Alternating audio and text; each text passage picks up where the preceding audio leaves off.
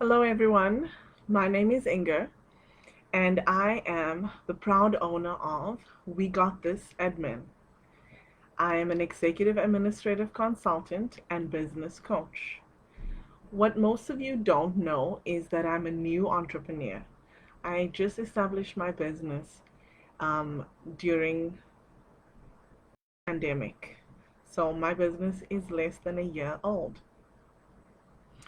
I have had a yearning to become an entrepreneur for many, many years. But I quietened my yearning because I was afraid to step outside of my comfort zone and really afraid to fail. Um, and there are many lessons that I've learned along this journey of becoming who I am today. And I am by no means done becoming. But I recently had a conversation with somebody and it reminded me of some of them. The first one is that we are actually often the impediment to our own growth. You know, somebody actually said, and it was Andrew Murphy, he said that you are confined only by the walls that you build yourself. And what that means is that, you know, you are responsible for the the walls or the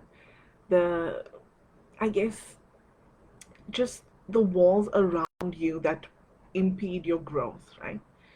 And another thing that I was reminded of is when we step outside of our comfort zone, we're stepping outside because we're looking to grow.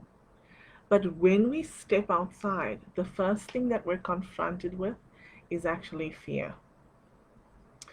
And something else that they reminded me of is that nothing really is inside of our control.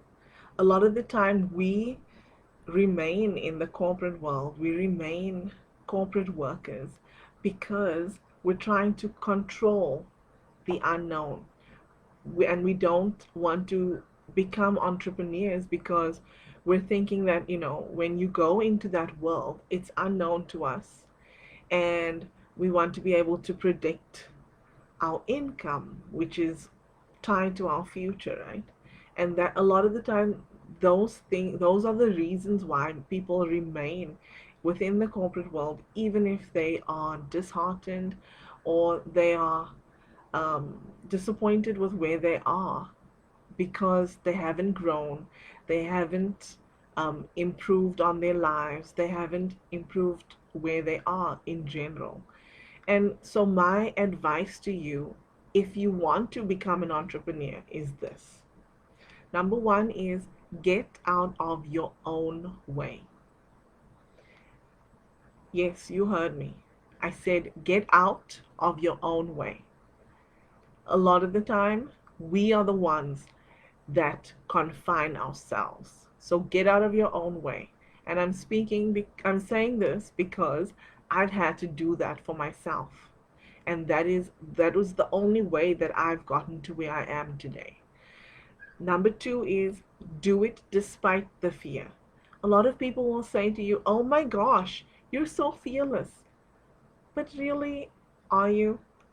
I wasn't, and I still am not. I'm not fearless, but I do it despite that fear that I feel. I do it despite those nagging feelings that I have that basically is here to prevent me from being in a situation where I'm going to be eaten, right? Fear is a natural thing, but a lot of the things, the thoughts that we create confine us because it's set around that fear, but it really isn't valid because the fears that we feel are not always um, valid, right? So do it despite the fear. And the third one is let go of the need to control. If you've watched my previous video series, I made reference to something regarding Thomas Alva Edison. He is the inventor of the light bulb, and we often praise him and think about, him having created the light bulb. But one thing that people don't actually realize is that Thomas Alva Edison, he created the light bulb, yes, but in order to do so, he actually failed 999 times. Yes, you can go on Google and search that. He failed 999 times before he tried for the thousandth time and was able to create a light bulb. So what he was actually doing was learning how not to create a light bulb. So eventually he was able to do it. And the same thing with us. You think that your failures are there to stop you from from achieving something. But failures don't mean that you need to stop. Failures should be your steps to success. Anyway, thank you so much for listening, and I'll see you back here tomorrow for day 2. Have a good evening, everyone. Bye bye.